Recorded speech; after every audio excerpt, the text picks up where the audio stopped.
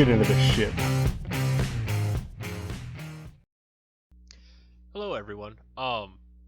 Thank you for tuning in. Welcome back to those who are returning. I just want to say the reason why I have this little intro going on is I did not get any footage of me leaving or heading up to pick up this truck.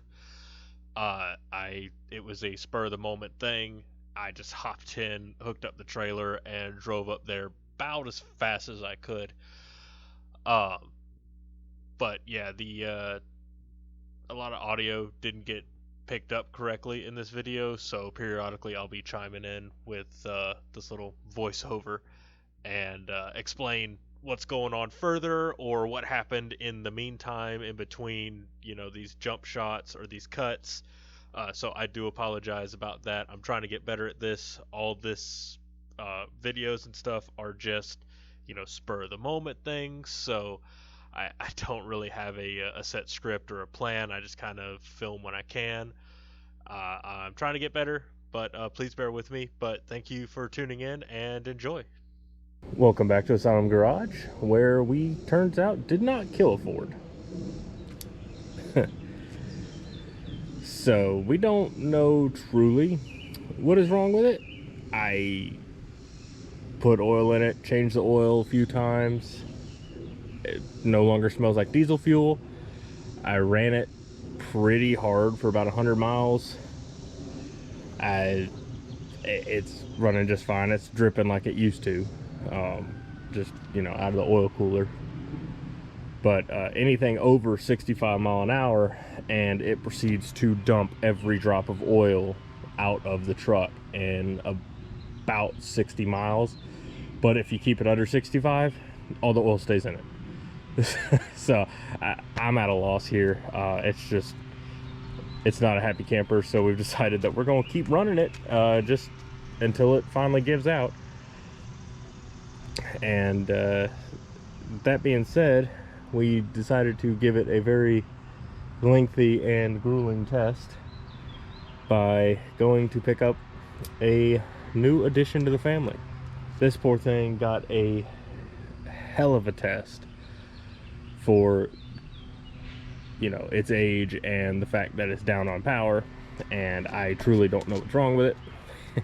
We decided to take it on a almost 400-mile round trip up to the Nantahala in North Carolina. And by itself, with the empty trailer, it was struggling. So when we went up and picked up our new addition, it was not having it at all. It struggled mightily, to the point where I actually lost brakes coming down one of the hills in the Nantahala, and I'm just glad that there was a large, essentially, stop area where apparently a factory or some place was that, has a bunch of trucks that go in and out, and they need a long run to get going. So first little tidbit right here. You can see the rope on the front of the truck. This was the day that I originally went up to go and try and pick it up. It was sunny throughout the morning, but unfortunately it started to pour down rain up in the mountains where we had to go get this.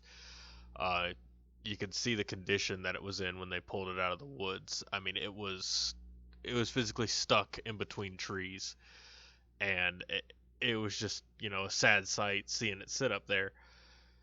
But it's actually a decent looking little truck. uh, Walking around it, I mean, all the tires are flat. The strap attached to it.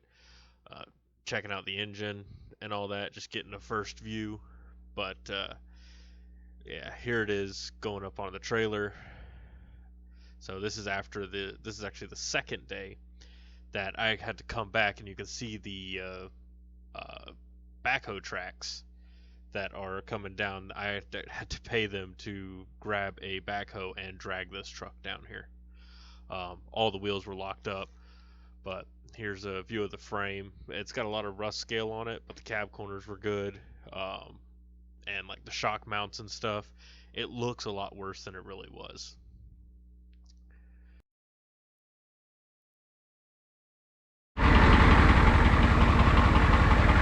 Well, so this happened. Brakes are a little smoky today.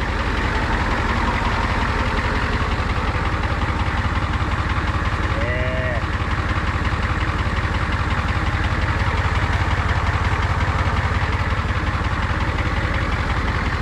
Coming down that steep ass hill in the Nantahala, man. Jeez. Yeah, we're going to sit here and let them chill for a minute. They are not having it at all.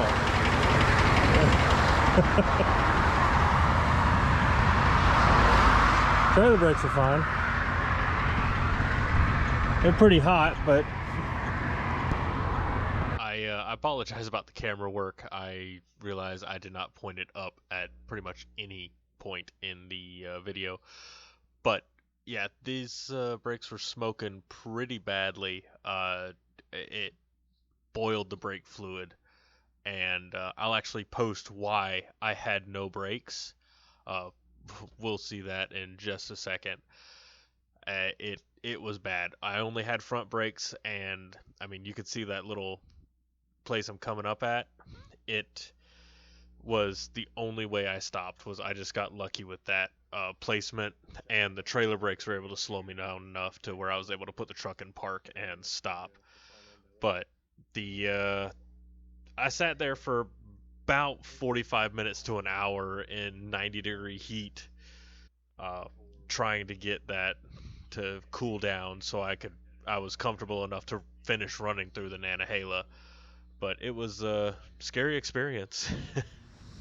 1986 Ford F-150 4x4. It's got the roll bar with the lights on it. Nice gray seat with some mold on it. That comes extra. This was a one-owner truck that was in North Carolina for its entire life. Owned by an old man who, unfortunately, he passed. He got sick and passed, but you know, the age of this truck, it's got 145,000 miles on it. And it was driven back and forth to a little research institute up in Rosman, North Carolina. Back and forth. This sucker is incredibly well taken care of for its age. There is rust on it. It sat since 2011-ish. The last registered date for running and driving was 2011. You can see the rust on the frame, the battery holder rust. Unfortunately, this was in the mountains in North Carolina, so it did get salt. Unfortunately, I did not see all this before I bought it, so there are some major rust spots and holes underneath the trim. However, cab corners, doors, this corner right back here, this corner right here, all solid. I mean, it does have a bed rust repair, but it was actually done, you know, fairly well. It riveted in, they didn't glue it on or anything. But you can see the rest of the frame. It's all kind of gone. There's a rust hole right where the shock mount is, where it's about impossible to clean. But the cool thing is that if you look at the inside of the frames, I mean, not back here, this is the worst bit, and this is just from, you know, salt and getting up underneath there, and you can't really clean it that well. But you can see from pretty much the places that you could get, again, this corner on the driver's side, solid. Oh, except for that bit.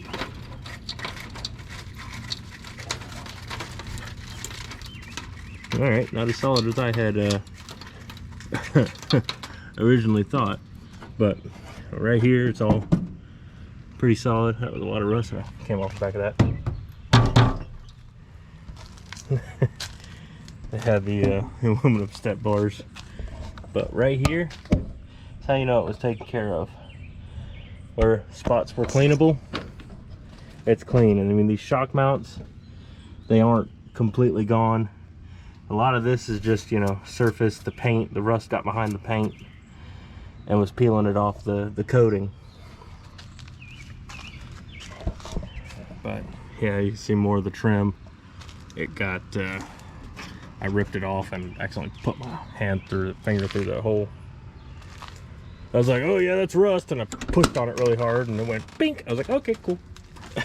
So, but for a really old truck, it's not bad.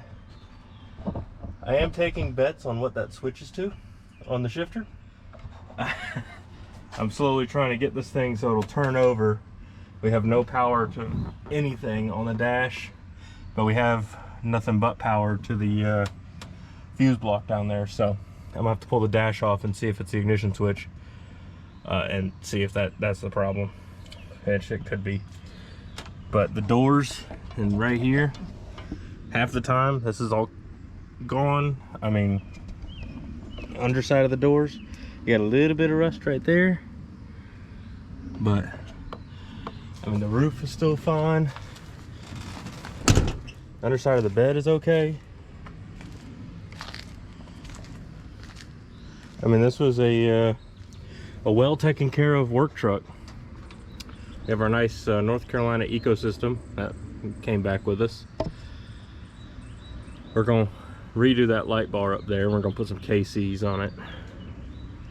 But the goal right now is, it's what, June? We're gonna try and get it running and driving on its own by August, and see if we can't make that trip back up to where we got it from. So unfortunately, August came and went, and we got it running and driving. However, upon further inspection, we ran a compression test on it. It is got good compression around 7 cylinders. One is down to 30 psi.